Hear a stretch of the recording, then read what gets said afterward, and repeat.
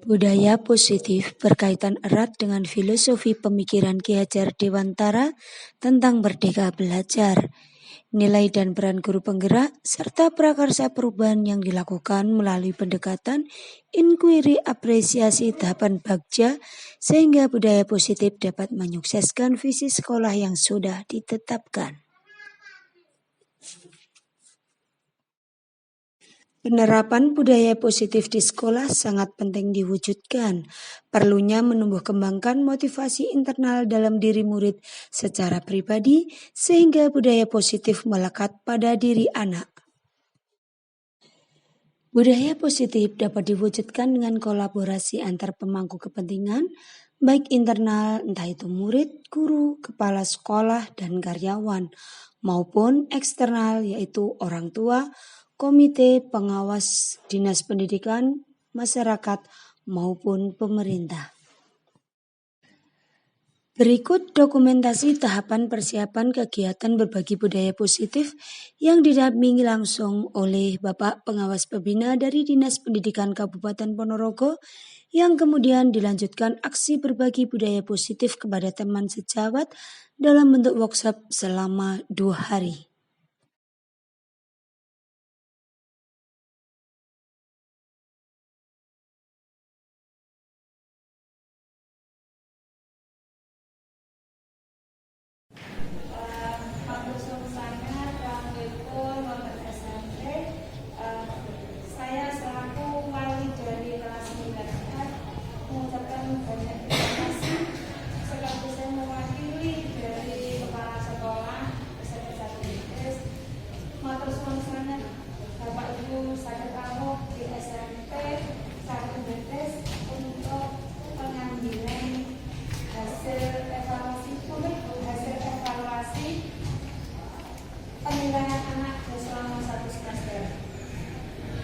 Alhamdulillah pembelajaran sudah berjalan selama mulai bulan September sudah aktif, September, Oktober, November ini sudah aktif. Namun masih beberapa ada anak yang masih terkendala dengan kegiatan pembelajaran. Mohon maaf kami dari Bapak Ibu Guru mungkin selama ini memiliki sikap yang kurang berkenan kepada anak-anak, kadang ngerengi anak. Itu bukan bermaksud kita itu membuat anak gimana, tapi untuk semuanya itu untuk kebaikan anak-anak, untuk kebaikan putra putri panjenengan. Terus semua di Tunggalin misalnya puji kurang, ini keren, buatan sebenarnya itu semua adalah untuk anak-anak semuanya, Bapak Ibu ya. Terus ini nanti terkait libur semesternya nanti sebenarnya mulai tanggal 23 sampai nanti tanggal 31 Desember. Terus karena 1 Januari itu tanggal merah, hari Sabtu, Minggu itu tanggal 2 Minggu, nanti anak masuk sekolah hari Senin tanggal 3 Januari masuk di semester 2. Terus ini Bapak Ibu, ini terkait penggunaan terkait penggunaan HP anak. Monggo panjenengan di rumah kita saling-saling bekerjasama Bapak Ibu guru di sekolah sudah sering cek handphonenya anak. Ternyata di HP anak itu luar biasa banyak anak-anak yang tidak seharusnya dilihat dan ditonton oleh anak. Ternyata itu tersimpan di HP anak-anak. Monggo di rumah panjenengan ngecek. Ngecek handphone sekali-kali, ngecek HP-nya anak. Kalau memang HP anak sekarang kan berkali dikunci, minta diberikan kuncinya. Kalau tidak bisa diberikan kunci, coba panjenengan lakukan titik. Gak belum jenengan gimana telepon atau jenengan ambil sakit bukan itu. Jadi yang kita perlu diwaspadai, kita tidak bisa menghentikan arus globalisasi. Kita tidak bisa menghentikan arus globalisasi. Pendidikan sampaikan abad 21 memang menuntut anak-anak bisa IT, bisa teknologi, Bapak Ibu ya. Dan dasar HP, kalau kita melarang anak membawa HP itu tidak bisa, karena memang kita membutuhkan juga dalam pembelajaran banyak materi atau banyak video-video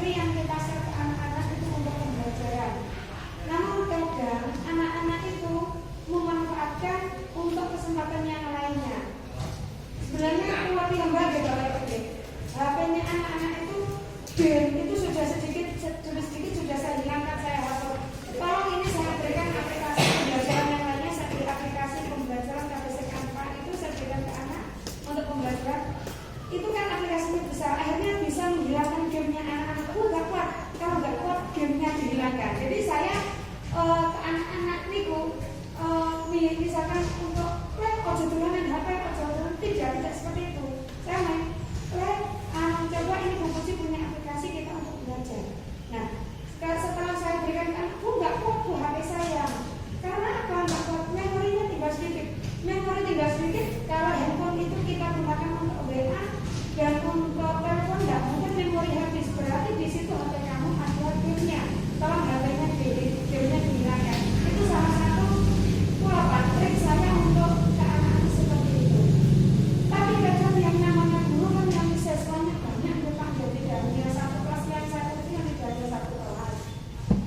Yang namanya anak di fase kadang geser belajar mencari kesempatan dalam kesempitan dengan HP-nya. Niku, terus monggo kita kerjasama yang baik. Kita bagaimana anak-anak bisa memanfaatkan HP-nya dengan baik. Niku ya. Dan untuk pembelajaran selama ini di kelas kita sudah menggunakan offline, luring, kita jarang menggunakan handphone. Jadi handphone di sekolah itu digunakan jika itu dimanfaatkan oleh gurunya. Yang buatan. Jadi misalkan panjenengan masak saja, masuk kok tetap panjenengan menggunakan memberikan data, pakai data ke anak-anak. Kemungkinan anak-anak banyak menggunakan di sisi lain Pak G. Data saya mungkin kok anak mau sambil data gini kan gitu. Di sekolah pembelajaran secara offline. Data saya Bapak Ibu sudah mengajar di dalam kelas. Terus HP digunakan hanya ada materi-materi tertentu. Itu beberapa hal yang bisa saya sampaikan. Menurut saya Ibu yang baru datang, monggo. Waalaikumsalam, monggo.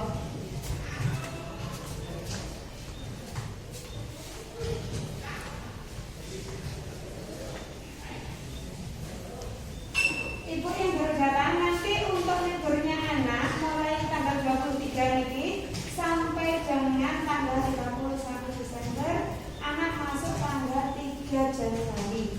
Karena 1 Januari tanggal merah, harinya Sabtu, tanggal 2 itu harinya Minggu. Dadasnya masuknya kita tanggal 3 ya untuk putra putri. Terus terkait seragam ya Bapak Ibu ya, monggo putra putri pun ini yang kelas 9 itu kayak karya sendiri. Kelas 9 itu masih banyak yang belum dipakai. Jadi anak-anak belum selesai membuatnya atau masih ada jahitan atau pripun. Ini kok banyak anak loh kelas 9F, kelas 9F itu foto 9F baju seragam, bukan seragam, baju badan muatan lokal karya anak. Ini dereng wonten ingkang tas hanya beberapa anak yang dipakai di hari Sabtu. Monggo ya, untuk segera diselesaikan. Kalau belum dikerjakan monggo tinggal dijatakan dia masih ada waktu. Terus mungkin Januari saya juga begitu.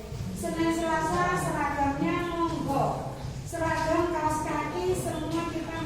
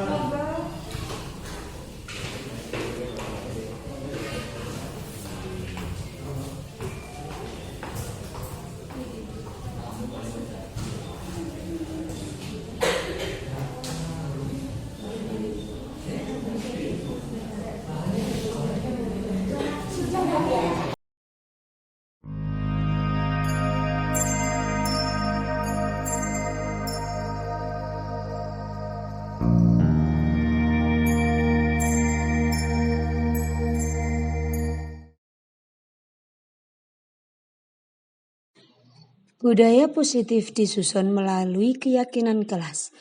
Peran guru dalam membangun budaya positif yang pertama adalah menuntun anak sesuai kodrat alam dan zamannya, memberikan kebebasan mengeksplor bakat dan minatnya, serta menanamkan nilai-nilai profil pelajar Pancasila.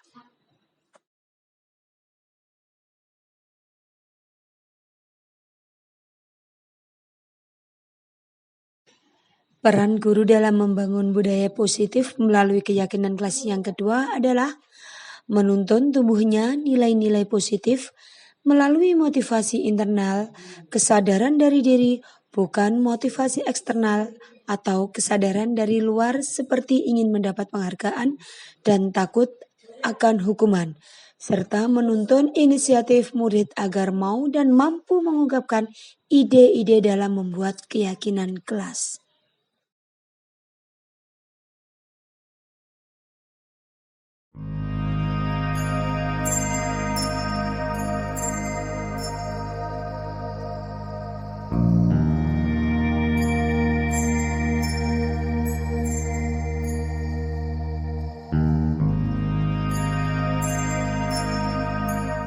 Assalamualaikum warahmatullahi wabarakatuh. Waalaikumsalam warahmatullahi wabarakatuh. Selamat pagi anak-anak, kalian semuanya sehat? Alhamdulillah sehat. Sebelum pembelajaran dimulai, silakan kalian berdoa terlebih dahulu. Silakan adanya untuk memimpin doa. Siapa yang berdoa?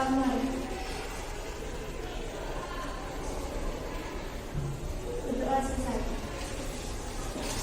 Terima kasih anak-anak, semoga dengan doa ini tadi bisa menambah lancarnya kegiatan pembelajaran hari ini. Sebelum kita mulai pembelajaran, hari ini siapa yang tidak masuk? Dani, kemana Dani? Ada suratnya? Tidak ada izin? Tidak. Kita belajar dari pembelajaran hari ini, Dani masuk tidak menggunakan surat izin kepada Bu Suci. Nah, untuk itu kita buat satu keyakinan kelas yang kita jadikan nanti konsekuensi kita di kelas, kita pegang di dalam pembelajaran agar nanti pembelajaran bahasa Indonesia bisa berjalan baik. Baiklah anak-anak, setuju dengan kita membuat satu keyakinan kelas yang akan jadi kesepakatan pembelajaran? Setuju. Oke? Di sini Bu Puji punya dua kertas ini, nanti silakan kalian menulis satu keyakinan kelas. Apa yang kamu inginkan agar pembelajaran berjalan dengan baik?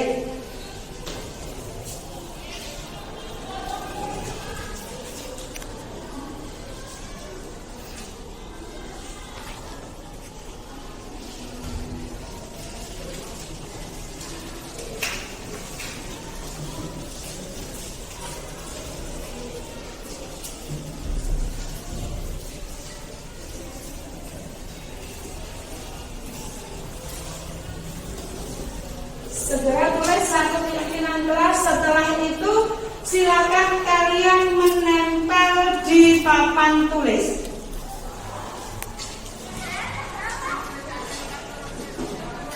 Silakan ya, sudah maju.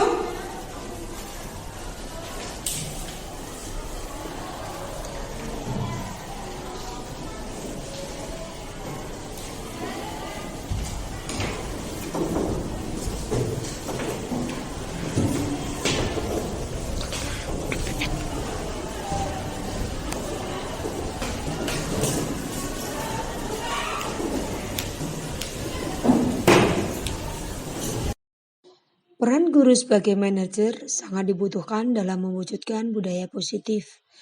Guru membuat keyakinan kelas bersama dengan murid, mempersilahkan murid mempertanggungjawabkan perilakunya apabila melanggar keyakinan kelas yang sudah disepakati, mendukung murid agar dapat menemukan solusi atas permasalahannya sendiri.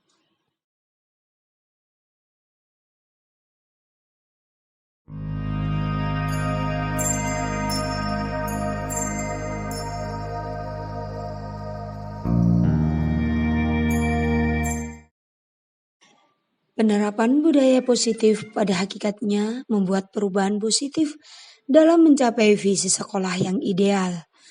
Budaya positif yang berpusat pada anak dapat mewujudkan merdeka belajar, meningkatkan kualitas sekolah dan pelayanannya, serta mewujudkan profil pelajar Pancasila.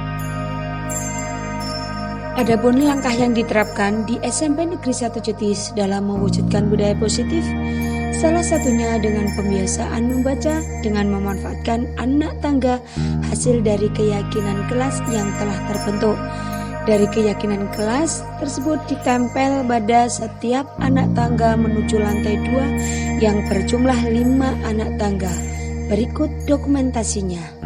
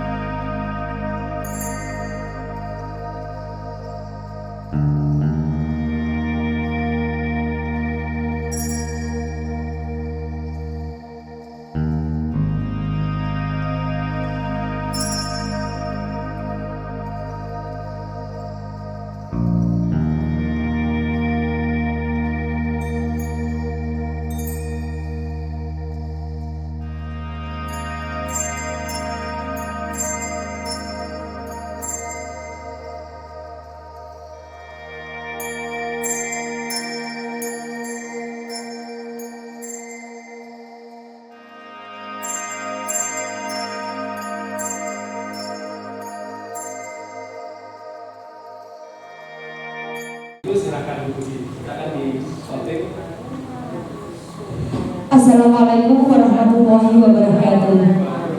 Selamat pagi, semangat? Semangat, alhamdulillah, luar biasa. Bapak Ibu, pada kesempatan kali ini saya bersama 5 teman dari SMP 1 berbagi budaya positif.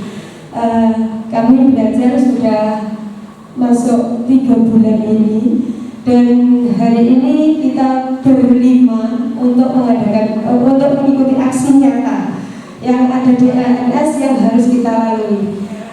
Pada kesempatan kali ini saya akan menyampaikan tentang makna kata disiplin. Sebelum saya ke materi, di sini saya akan memesan Padlet. Mohon Bapak Ibu guru untuk membuka Padletnya di WA.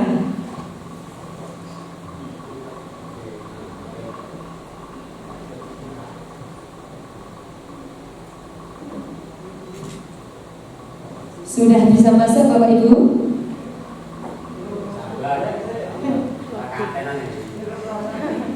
Terus masuk. Iya, ini tentang strategi apa yang selama ini Bapak Ibu terapkan untuk menanamkan disiplin positif pada murid-murid Bapak Ibu. Bagaimana hasilnya pada perilaku murid-murid Bapak Ibu? Monggo.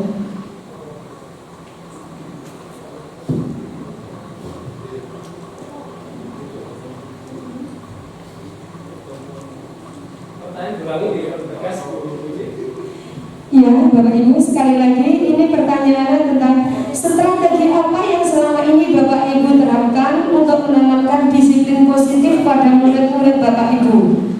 Bagaimana hasilnya pada perilaku murid-murid Bapak Ibu? Ya. Silahkan, setiap guru jawabannya beda-beda, caranya beda kok. Karena ini terkait tentang penanaman disiplin, mungkin antara Bapak Ibu guru satu dan yang lainnya tentu berbeda untuk menangani anak dalam hal disiplin.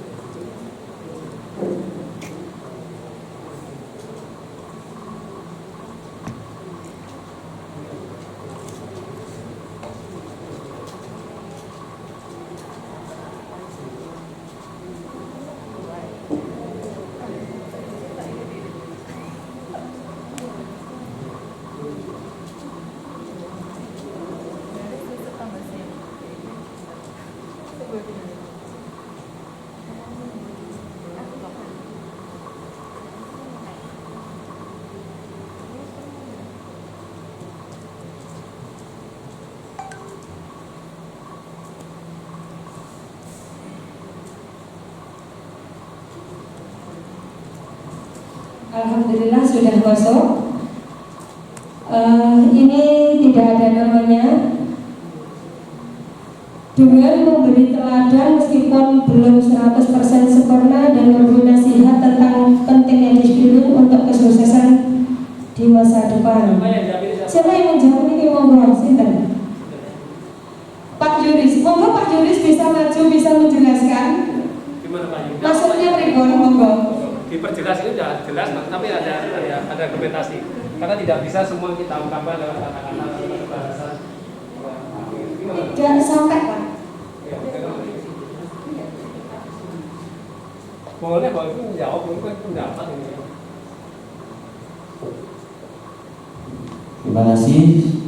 Menurut saya memberikan teladan kepada anak mengenai kedisiplinan dengan memberikan teladan, meskipun saya menyadari saya juga 100% belum sempurna. Lalu sebisa mungkin memberikan nasihat sesuai dengan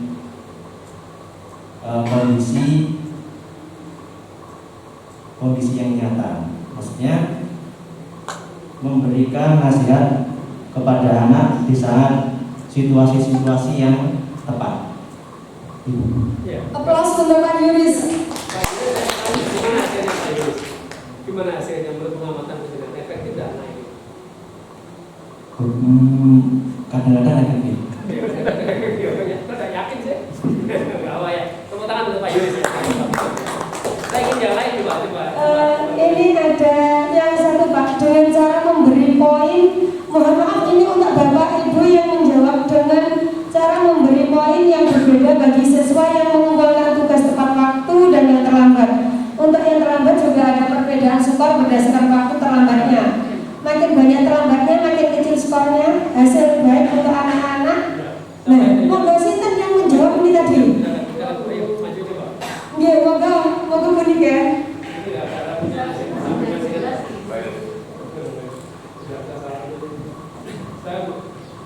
Gak apa-apa, itu kan teori bisa berbagi dengan teman-teman. Ini kan tidak ada kalah menang, ini semuanya menang ini. Dapat pengalaman dari Ibu siapa ini? Niken. Adik saya yang kelima namanya Niken namanya. Niken juga ini. Ya, baik, silakan. Ini gimana ceritanya sih?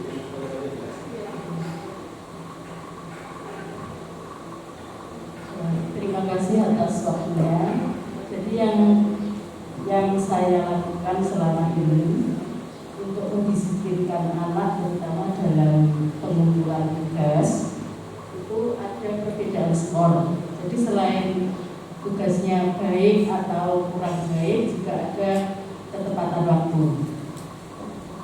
Kalau misalnya anak itu mengumpulkannya tepat waktu, maka nilainya lebih baik dari yang terlambat, walaupun sama-sama pekerjaannya baik semua misalnya. Kemudian untuk skor yang terlambat pun ada perbedaan. Misalnya terlambatnya sehari, 2 hari, seminggu, 2 minggu. Ada yang terlambatnya itu sampai 2 bulan misalnya. Itu otomatis akan berbeda skornya. Jadi itu yang saya lakukan Pak. Kemudian hasilnya ya untuk anak-anak tertentu ini bisa termotivasi untuk tidak terlambat lagi di tugas-tugas berikutnya. Tapi pada anak-anak yang lain tidak efek sama sekali. Jadi tetap terlambat saja. Demikian, terima kasih. Assalamualaikum warahmatullahi wabarakatuh. Terima kasih untuk Bu Niken. Terima kasih Bu Niken. Pertanyaan berikutnya, saya fotoin. Pertanyaan berikutnya adalah, silakan dulu. Itu sebuah strategi juga kan, baik ya bisa diterapkan yang lain juga. Nah, pertanyaannya adalah, apakah itu anak-anak itu pada saat guru yang lain juga bisa tertib kah seperti Bu Niken maksudnya? Misalkan ketika diberi poin nilainya tinggi Bu Niken ya, terus pada saat pelajarannya Pak Rudi, apakah anak itu juga konsisten seperti itu Bu Niken kira-kira? Pak Rudi, ini kan perlu pemikiran kita kan, walaupun saya tidak butuh jawaban panjenengan, tapi menurut analisis panjenengan, ketika dia melakukan itu, apakah itu juga nanti pada anak yang lain, pada guru yang sama, guru yang beda, apakah dia jadi tertib atau tidak? Pernahkah Ibu sampai menganalisis? Belum pernah ya. Nah, maksud saya, ya, penjenengan ya. Nah, maka dari itu Bapak Ibu, kenapa kita mempelajari budaya positif? Namanya budaya. Kalau pada Bu Niken anak itu seperti itu, harapan kita Bu Niken, pada yang lain juga seperti itu, gitu loh. Tanpa dia beri skor, dia juga seperti itu. Maka kalau sudah seperti itu, berarti punya sudah membangun budaya positif. Jadi jangan berakhir hanya sampai skor saja. Tapi ini juga nanti dipraktekkan pada guru yang lain, benar? Ya. ketika dia pakai cara berbeda, ketika gurunya yang lain dia tidak jadi disiplin, maka berarti tujuan kita belum selesai. Karena sebenarnya disiplin hanya untuk penjenengan itu, bukan untuk anak. Paham maksud Pak Ri ya? Nah, maka kalau yang diharapkan adalah bagaimana anak itu ketika guru lain juga seperti itu bisa, ya, tanpa harus di skor. Nah, kalau itu selesai berarti penjenengan sudah membangun budaya positif yang disiplin yang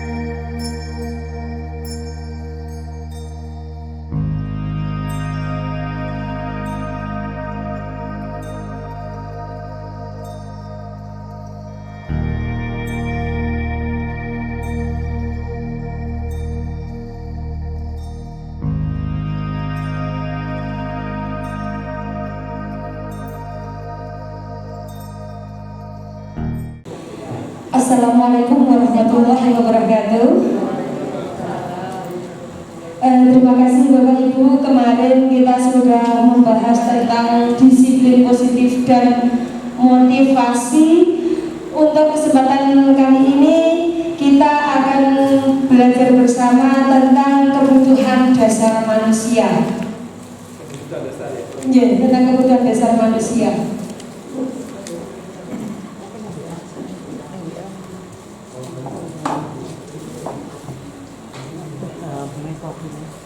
Iya, ora tahan. Ya enak. Enak sih ora tahan. Nek ora tahan tak ndang entekne aku ngono. Aja bentekne ben ambune enak. Ambune enak ning rawani ngombe.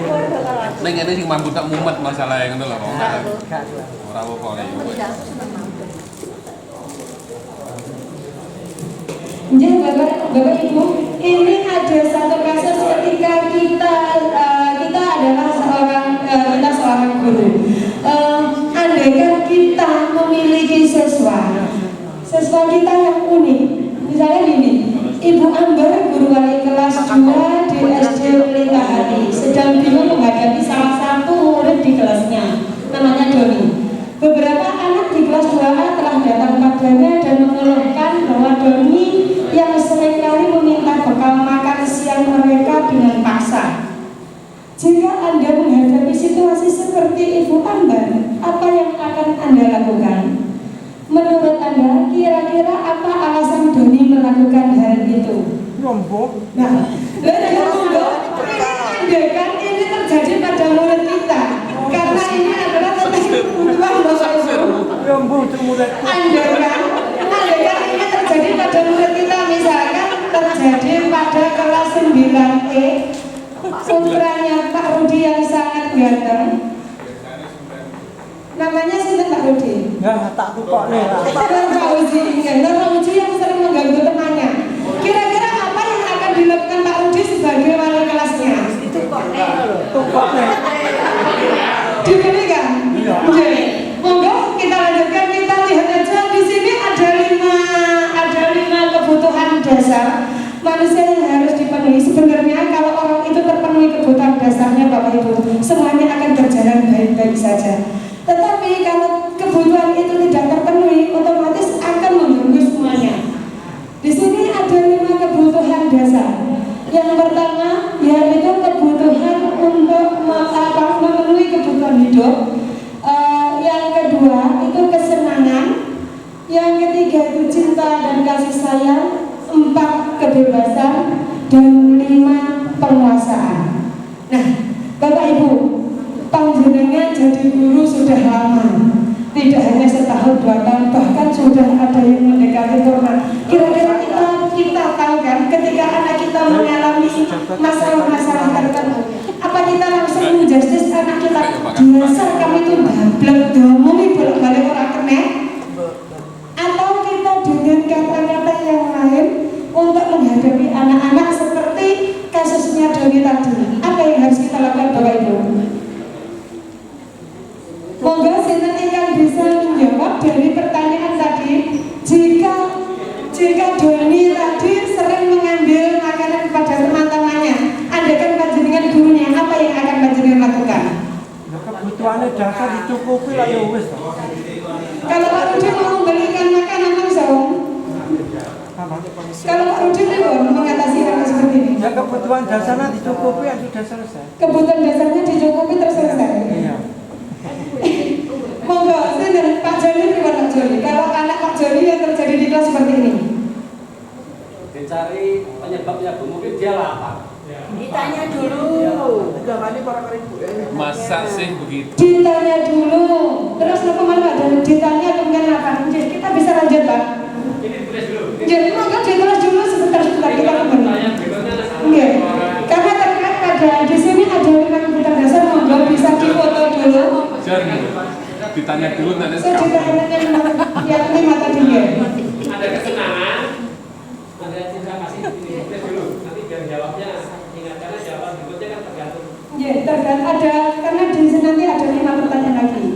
Mungkin di situ cocoknya di poin yang tengah ini. Ini yang pertama. Apa itu? Bertahan hidup ya. Monggo bisa ditahu untuk yang pertama itu kebutuhan untuk bertahan hidup. Ya. Yang kedua kesenangan, cinta kasih sayang, kebebasan atau penguasaan. Mohon maaf ya, untuk mungkin anak yang tadi kasus tadi ya, sering mengambil makanan milik teman, itu kita tidak boleh menjudge anak itu adalah anak yang suka mencuri. Mungkin karena anak itu itu tadi di poin pertama tadi itu untuk dia bisa bertahan hidup, mungkin itu. Karena mungkin makanya kita cari dulu pertanyaannya, kamu kok sering itu masalahnya apa kan gitu? Iya. Mungkin dia lapar atau itu kan karena ada sesuatu di situ kan, karena dia butuh akhirnya dia mengambil itu. Iya. Terima kasih, tepuk tangan untuk Pak Joni. Bapak Ibu, ketika ada anak bermasalah, kita tidak bisa langsung menjustis anak. Nah, coba sekarang kita lihat di sini. Apabila jawaban Doni ketika ditanya oleh Ibu Ambar adalah karena ia lapar dan orang tuanya tidak membawakannya bekal makan siang, kira-kira kebutuhan apa yang dibutuhkan oleh Doni? Dasar. Kebutuhan apa di antara 5 tadi? Untuk bertahan hidup, kasih sayang, atau kebutuhan hidup? Coba kita lanjut lagi yang kedua. Yang pertama tadi kebutuhan hidup. Kebutuhan hidup ya. Yeah. Kita lanjut yang kedua bahwa Doni menjawab alasannya mengambil bekal temannya karena dia merasa senang. Temannya jadi memperhatikan dia. Ketika temannya melaporkan tindakannya itu pada gurunya dan gurunya memberitahu orang tuanya, sehingga orang tuanya jadi memperhatikan dia. Kira-kira kalau pertanyaan jawaban dari Doni seperti ini, apa yang kebutuhan apa yang dibutuhkan oleh Doni? Kesenangan. Kasih sayang. Kesenangan. Kesenangan. Kesenangan kasih sayang. Oh senang kok. Senang. Dan nanti kita lihat nanti Bukan kasih sayang. kita lanjut tiga, nanti kita bahas 3. Ya beda jalan-jalan atau terakhir. Jika Doni merasa hebat karena temannya jadi takut dengan dia dan menuruti keinginannya. Penguasaan. Penguasaan. Jadi moga kita bisa lanjut lagi. Yang keempat, jika Doni dalam kasus di atas adalah bahwa dia merasa bosan dengan bekal makanan yang dibawakan ibunya dari rumah. Karena ibunya selalu membawakan bekal yang sama. Oleh karena itu dia ingin mencoba makanan teman-temannya yang beraneka ragam. Aku gak kaya. Kenapa nih Pak? Gak duwe aku. Tadi sudah kesenangan, sekarang kesenangan lagi. Berarti kesenangannya banyak ya Doni. Iya, senengan lokal. Oleh. Jadi nanti kita lihat coba satu lagi. Loro telu papat ya oleh. Satu lagi di bawah ya. Doni menjawab bahwa ia melakukannya karena iseng saja dan ia menikmati ekspresi wajah teman-temannya yang kesal karena diambil makanannya, dan menurut dia ekspresi teman-temannya itu lucu. Senangan. Semua kok kesenangan. Nah itu senangan. Sekarang kita bahas lagi yang berikutnya Bapak. Sayang kebutuhan Kesenangan. Yang pertama adalah kebutuhan kesenangan. Coba kita bersama bersama. Di sini kebutuhan yang bersifat fisiologis untuk bertahan hidup. Di sini misalnya kesehatan, rumah dan makanan. Bahkan seks pun itu adalah kebutuhan hidup, Bapak. Untuk bertahan hidup ya. Lanjut, coba kita lihat kasusnya Doni yang pertama. Dalam kasus Doni di atas, apabila jawaban Doni ketika ditanya oleh Ibu Ambar adalah karena ia lapar, maka ini adalah kebutuhan untuk bertahan hidup. Ya, berdasarkan kebutuhan hidup untuk bertahan hidup ini terpenuhi, insya Allah kita juga aman-aman saja ya. Ya kita lanjutkan. Yang kedua adalah cinta dan kasih sayang atau kebutuhan untuk diterima. Kebutuhan ini ada 3 kebutuhan berikutnya adalah kebutuhan psikologis Bapak Ibu ya. Di sini kebutuhan untuk mencintai dan memiliki meliputi kebutuhan akan hubungan dan koneksi sosial, kebutuhan untuk memberi dan menerima kasih sayang dari sesama. Mungkin kita sering menemui anak-anak yang selalu minta perhatian, nyolek-nyolek temannya. Itu jangan kita anggap anak itu usul-usul saja nih Bapak ya. Kamu tuh tangan kamu kok panjang, seneng jambaki koncone, seneng jiwini. Padahal itu anak itu mungkin di rumah bapak ibunya tidak memperhatikan. Dia butuh kasih sayang kita. Jadi kita sebagai guru juga perlu melayani anak-anak seperti itu, kita tahu sebabnya. Kita lanjutkan ya. Nah, dalam kasus tadi apabila Doni menjawab bahwa alasannya mengambil bekal temannya itu karena dia merasa tenang, merasa senang, temannya jadi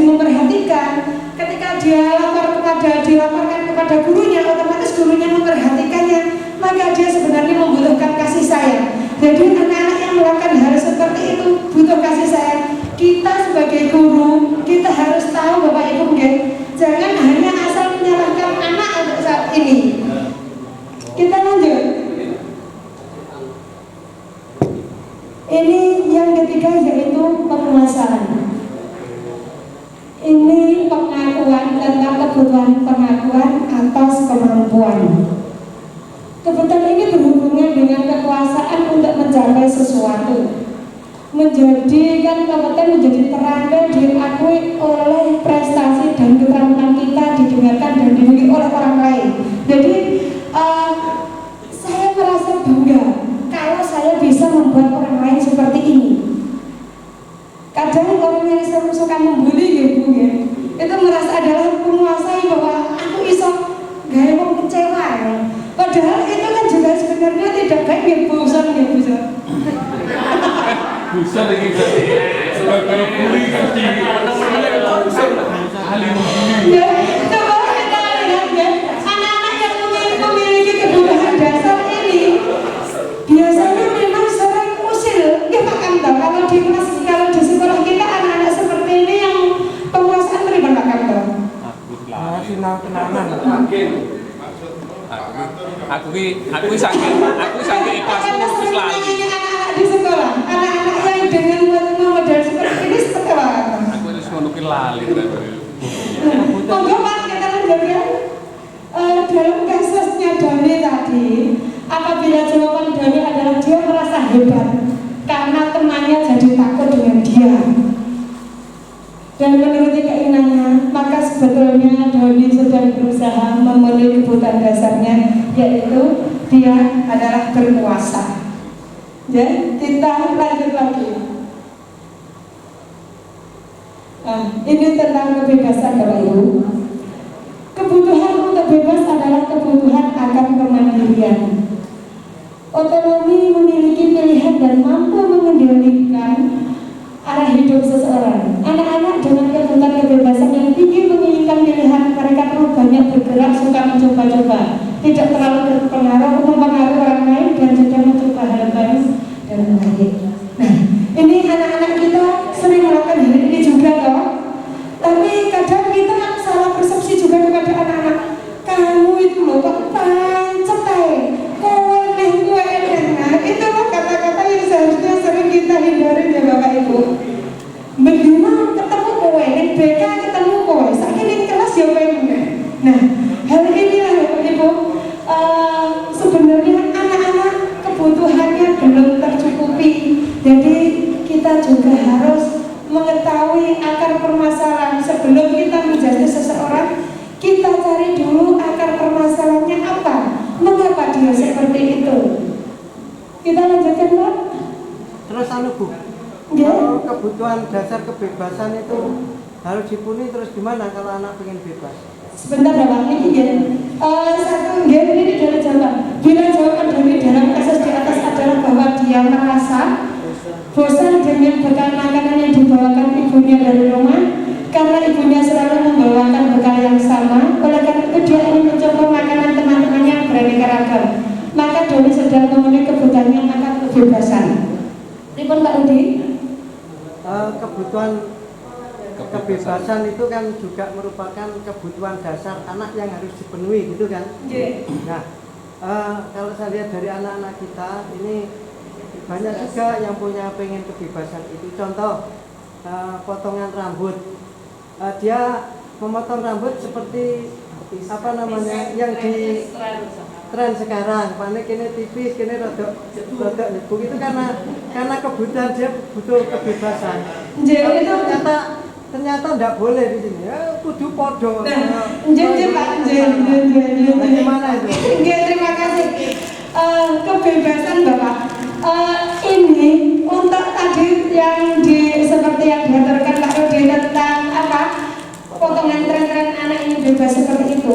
Kita nanti akan masuk pada sesi keyakinan kelas Bapak Ibu ya.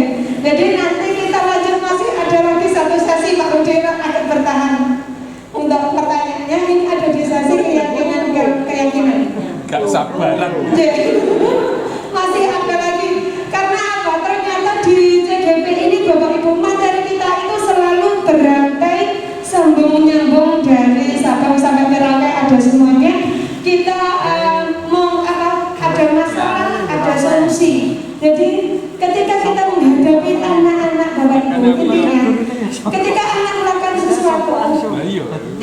kemudian anak itu melakukan sesuatu tanpa sebab. Jadi tiada asap tanpa adanya api.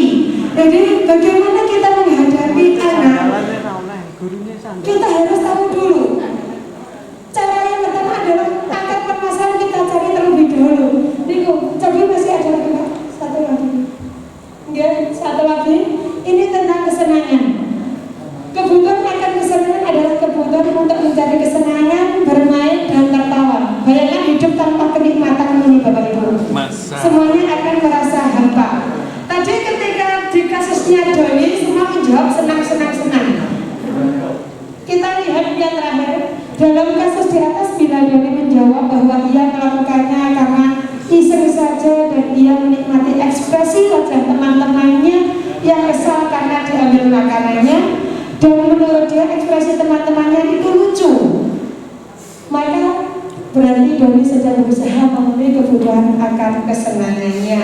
Jadi monggo kita sebagai guru untuk saat ini kita belajar bersama-sama untuk berbudaya, membangun budaya positif. Kita memanjakan istilah untuk dawa ususnya atau dawa apa nih Bu? Jangan sumbu pendek tapi sumbunya rada panjang mawon nggih. Tentu saya titik-titik mboten sanggup bros atau rada alam mawon. Kula rumiyin nggih ngoten Bapak Ibu, saya itu terkenal guru yang paling kejam sekarang ini pun mboten tepok derek karir ini. Layak anak lemu guru. Bapak Ibu, sekiranya ini yang materi tentang kebutuhan dasar, mungkin Pak Ari bisa memberikan kesempatan lagi tentang 5 kebutuhan dasar. Terima kasih tepuk tangan untuk Bu Susi. Ya. Jadi ketika ikut CVB itu memang seperti kemarin saya sampaikan di awal dia ingin dapat sertifikat dia ingin, tapi ketika ikut ternyata asik dia, asik sekali. Ada hal-hal yang baru yang kita boleh, yang kebiasaan kita sehari-hari yang kita lakukan itu ternyata tidak perlu dievaluasi lagi. Ya. Kita main lagi. Terkait dengan teori kebutuhan tadi Bapak Ibu, itu memang tidak ada yang dominan. Jadi bisa terjadi Bapak Ibu kan bingung jawab ya, kebebasan dengan kesenangan ya. Memang selalu ada begitu ya, ada dominan 60%, 40% lah kesenangan yang celaka itu kalau semuanya tidak terpenuhi. Mungkin Pak Ari ini tidak terpenuhi semua kepuasan dan kesenangan nempel pada satu orang. Nah ini repot kan di depan dia. Waduh, pengen bebas, pengen seneng, yang dilalui. Nah ya repot itu. Yo TNI surat duit, keluarga ini tidak mampu dia rebut makanan temannya, dia punya sifat kebutuhan dasar, tapi dia juga punya sifat penguasaan. Jadi yang dua sifat kesenangan, nempel dengan emosi jitok itu Nah, tentu ada pertanyaan yang menarik dari Pak Budi kan itu. Terus iya ya di wis wiki gitu kan ya. Contoh kasih sayang Pak Budi ya. Jadi memang ada tindak lanjut dari Budi ya. Seorang anak dikucilkan di dia kurang kasih sayang, maka Bapak Ibu bisa mengkondisikan di kelas itu agar anak itu ke teman-teman yang lain itu juga mengajak dia bermain gitu. Jadi dia tidak jangan dibully, anak yang kurang kasih sayang itu cenderung menyendiri Pak Ibu. Nah, maka fungsi tugas Bapak Ibu adalah bagaimana Bapak Ibu mengkondisikan ruang kelas itu agar anak itu diajak bisa bergabung di kelompoknya gitu. Jadi Bapak Ibu mendesain ya agar teman-temannya juga mengajak bermain dia. Ya, kalau dia cenderung anak yang kurang kasih dia menyendiri Bapak Ibu. Ya, kadang menjadi. Nah, maka dalam permainan dalam anak ini dimasukkan di kelompoknya. Bapak Ibu mengkondisikan teman-teman yang kebutuhan yang lain dan salah satu cara. Kebebasan bisa apa? Bisa sampaikan. Ya. Mungkin sifatnya anak itu memang ya senang bermain-main kan. Nah, lempar-lemparan bola atau apa kemarin saya ceritakan itu. Tapi maka itu di Bapak Ibu harus kondisikan. Kadang pembelajaran Bapak Ibu berada di luar ruangan, itu berdiferensiasi gitu maksudnya. Jadi Bapak Ibu kadang juga anak itu diajak main bola, main olahraga apa itu.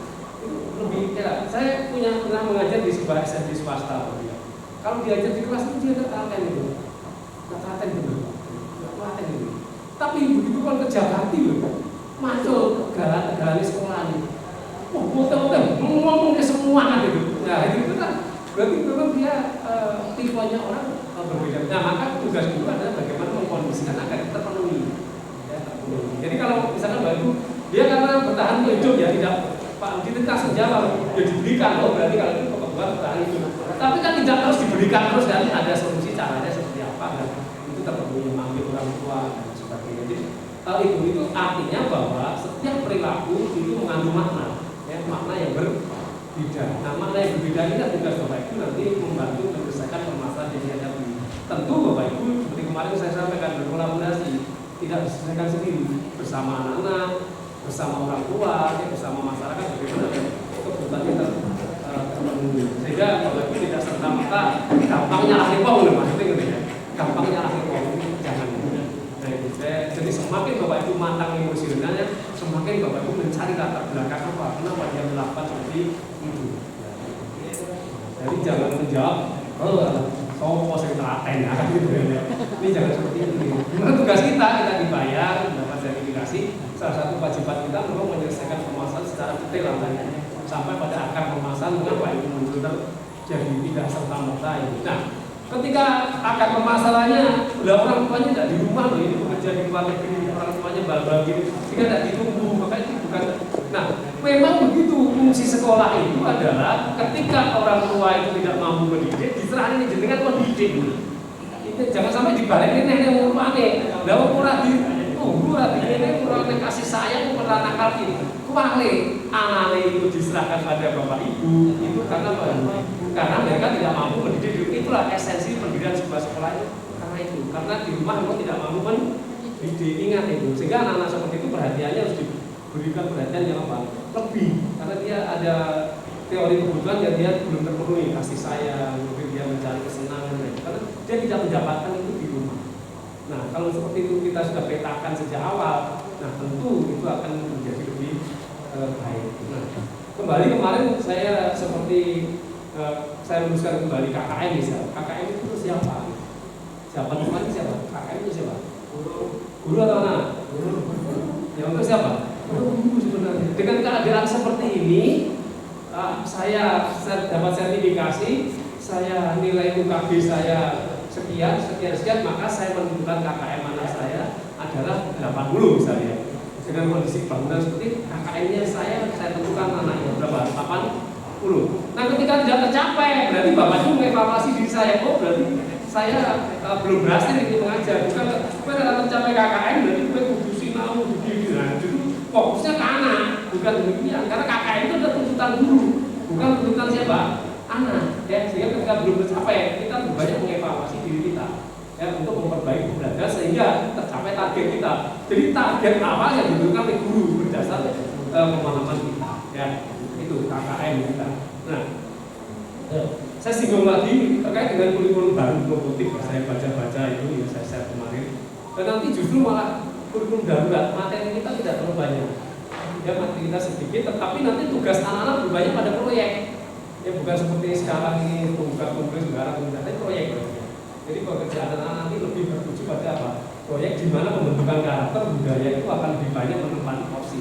Materinya semakin dikurangi, hanya esensi saja. Nah, itu nanti ke depan Ibu. Nah, itulah Bapak Ibu paling tidak untuk membentuk studi well-being, gurunya sejahtera. Guru sejahtera itu salah satunya apa yang pertama Ibu? Memiliki kematangan emosional, tidak gampang menjustis seseorang bahwa ini salah, ini tidak salah, hitam putih tidak. Hidup itu tidak hitam putih, jadi banyak yang abu-abu, setengah hitam, setengah putih itu banyak. Nah, dari sini mudah-mudahan Bapak Ibu lebih telaten lagi mengelola permasalahan yang terjadi di anak. Tidak serta-merta, wes top nih Bapak Ibu ya, itu kan sudah tidak sesederhana itu. Ya, karena ada permasalahan-permasalahan yang perlu kita lihat. Selesai itu. Ya, sudah ada diskusi lagi yang ini teori buta ini. Sudah ada berapa tadi Bapak Ibu? 5. Jadi kurang hidup kita Pak. Kebutuhan bertahan hidup, kesenangan, kepuasan, Cinta kasih, kebebasan, kebebasan. Jadi manusia itu 5. Nah, kadang ini tidak muncul dominan. Jadi orang ya kabeh ya enak menurut saya duwe-duwe.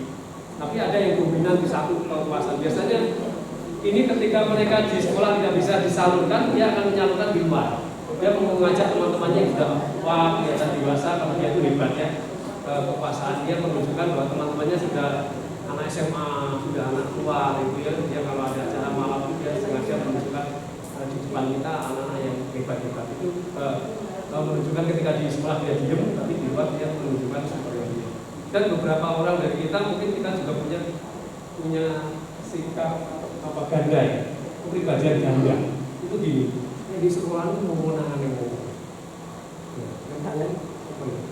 Kayak orang matur itu kurang berhasil itu. Mau itu menang ngomong gini. Tapi nek omah gitu. Nek omah kalau bojone ngomong itu berikan ganda, banyak seperti itu. Sebaliknya ada di rumah itu harus tekan rumah, kurang anak-anak yang bojone kurang dia puasa. Tapi di sekolah, tapi di rumah ketok superior. Nah ini orang ini bermasalah.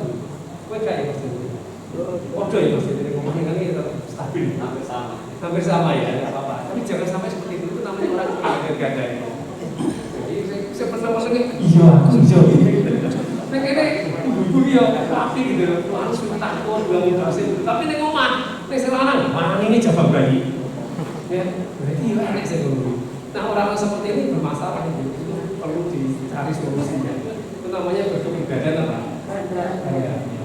Ya mudah-mudahan tidak ada yang seperti itu ya, atau tidak ada yang tidak.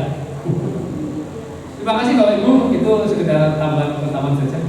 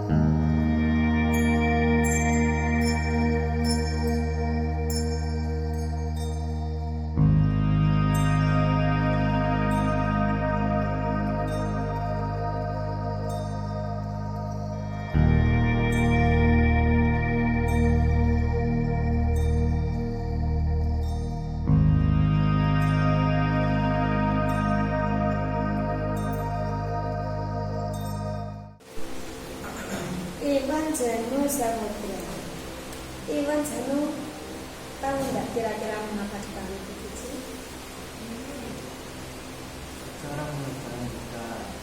Langsung tahu kamu cara mengerjakan tugas. Nah, gini Iwan, Bukuji tadi memanggil kamu ke sini. Yang pertama Bukuji ingin tahu Janu hari ini sehat tak? Alhamdulillah sehat. Berangkat jam berapa tadi? Setengah 7. Kamu tahu sekolah maghribnya jam berapa? Jam 6.45. Berarti masih ada waktu 15 menit. Oke. Iwan Janu, apakah selama ini ada kendala dalam pembelajaran? Ada. Ya. Gini. Bukuji selaku wali kelas harus memanggil anak-anak yang memiliki kasus di dalam pembelajaran. Apa kasusnya? Mungkin karena ada keterlambatan dalam penyelesaian tugas atau tidak menyelesaikan pembelajaran dengan bagus di kelas. Nah, yang ingin Bukuji tanyakan, karena hampir semua mapel, apa betul? Itu laporan dari Bapak Ibu Guru, hampir semua mapel Iwan Janu memiliki masalah. Iya. Nah, kalau Bukuji boleh tahu masalahnya ini apa kira-kira? Kok sampai Iwan Janu tidak bisa menyelesaikan pembelajaran dengan bagus? Bermalas-malasan, bermain game. Di HP kamu berarti terpisah handphone atau terpisah game. Game apa? Itu bermain untuk bersama-sama teman-teman itu. Apa sendiri? Boleh dibilang Dibilang seperti itu. Dengan teman sekelas ada? Apa teman yang dari luar kelas? alumni Dari alumni, Masya Allah. Kamu tahu Iwan, kalau hal seperti itu akan menghambat pelajaran, menghambat tugas belajar? Iya, tahu sebenarnya. Dengan game, apa keuntungan bermain game? Ketika kalian sekolah,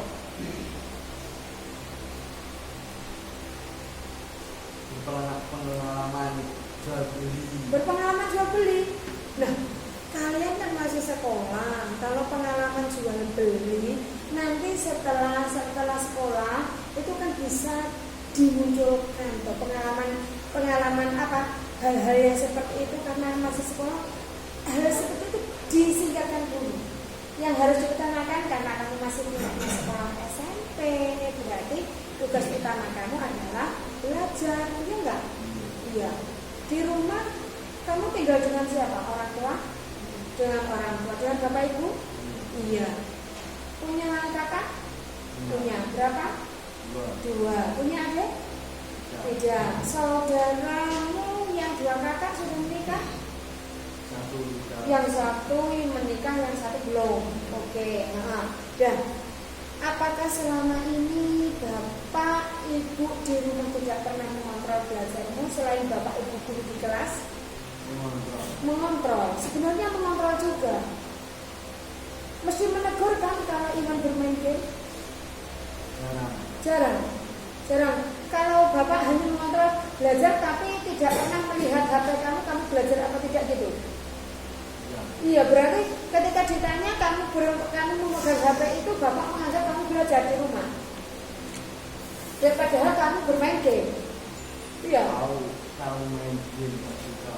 Sebenarnya juga tahu, tapi dilawan enggak? Ditegur enggak? Jarang ditegur kalau bermain game. Yang penting tugas kamu diselesaikan gitu. Iya, padahal tugasnya tidak diselesaikan. Nah, ya seperti ini bapak sudah memberikan kesempatan kepada kamu, silahkan kalau bermain game, tapi tugas sekolah harus diselesaikan. Tapi nyatanya tugas sekolah diselesaikan apa tidak? Tidak, berarti kamu menyia-nyiakan kepercayaan bapak loh. Itu yang pertama. Yang kedua, ketika kamu di rumah, bapak sudah berusaha mengontrol, silakan kalau bermain game boleh, tetapi ketika belajar harus diutamakan. Itu yang pertama. Tapi sayangnya Iwan tidak melaksanakan dengan bagus. Akhirnya pembelajaran yang hari ini harus terselesaikan, tidak bisa terselesaikan, terkendala dengan HP, dengan main game. Adakah keinginan untuk belajar? Ada. Apa?